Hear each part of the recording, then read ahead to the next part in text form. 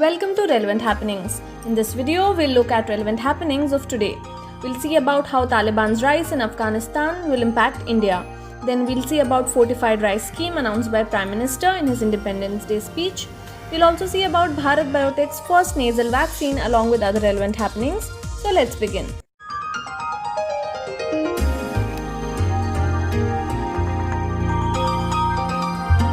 Now, with Afghanistan's President Ashraf Ghani giving away his power to the Taliban and having fled to Tajikistan with his close aides, there has been utter chaos in the country with thousands scurrying to flee Afghanistan via Hamid Karzai Airport, Kabul.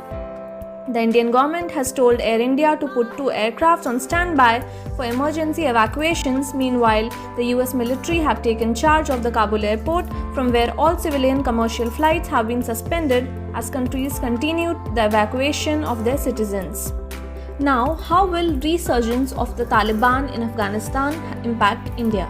With the takeover of Afghanistan, the Taliban is now only 400 kilometers away from the line of control of India's Jammu and Kashmir region. Hence, proximity of the Taliban to Jammu and Kashmir puts them in a position to export further terrorism to the Indian territory. Successive United Nations reports have said that militant groups like the Jaish-e-Mohammed and Lashkar-e-Taiba are operating alongside the Taliban. Now, with China having said that it's willing to develop friendly relations with Afghanistan's Taliban may again pose a big challenge for India, as its relations with China have been at its worst since last year's border standoff.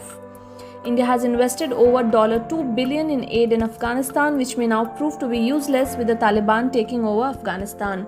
Moving ahead, Zambia's opposition leader, Hakainde Hichilema, won the country's presidential elections with a landslide victory over incumbent president Edgar Lungu. Hichilema secured 2.8 million votes against Lungu, who got 1.8 million votes from 156 constituencies in the presidential elections. Hakainde Hichilema is a former CEO at an accounting firm who ran for the presidency for the 6th time this year. He'll face big challenges in reviving the country's democratic and economic landscape. Talking about Zambia, it's a landlocked country at the crossroads of Central, Southern and East Africa. Its neighbors are the Democratic Republic of the Congo to the north, Tanzania to the northeast, Malawi to the east, Mozambique to the southeast, Zimbabwe and Botswana to the south, Namibia to the southwest and Angola to the west. The capital city of Zambia is Lusaka and its currency is called Zambian Kwacha. Moving ahead, Prime Minister announced fortified rice under all schemes by 2024. The fortification of rice is the government's countermeasure to tackle malnutrition in the country.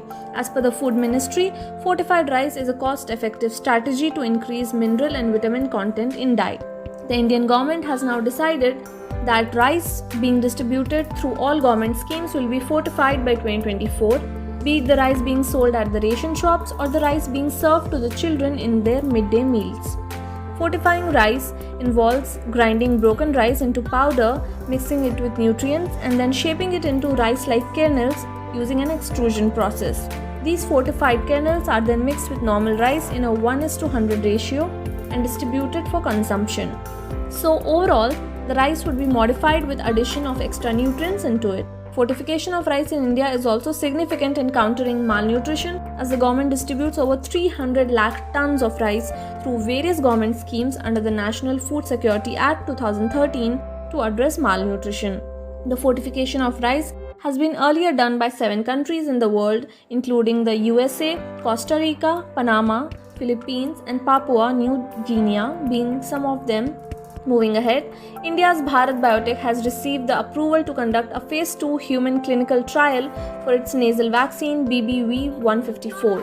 Phase 1 trial of the vaccine has shown that its doses were well tolerated and there was no report of serious adverse events. The nasal vaccine will be significant as it will save expenses on the medical equipment such as syringes and reduce medical waste. The nasal vaccine will also be able to save time taken for the vaccination of each candidate. Now let me share a thought to remember. We usually become what we think about most of the time, and that's the strangest secret. So think about good and positive and productive things 24/7 and see how the magic happens. So these were the relevant happenings of today. Hope you find the video informative and relevant. Feel free to share your thoughts and views in the comment section. And to watch more relevant happening videos, do subscribe to our channel and do share with your friends. Thank you.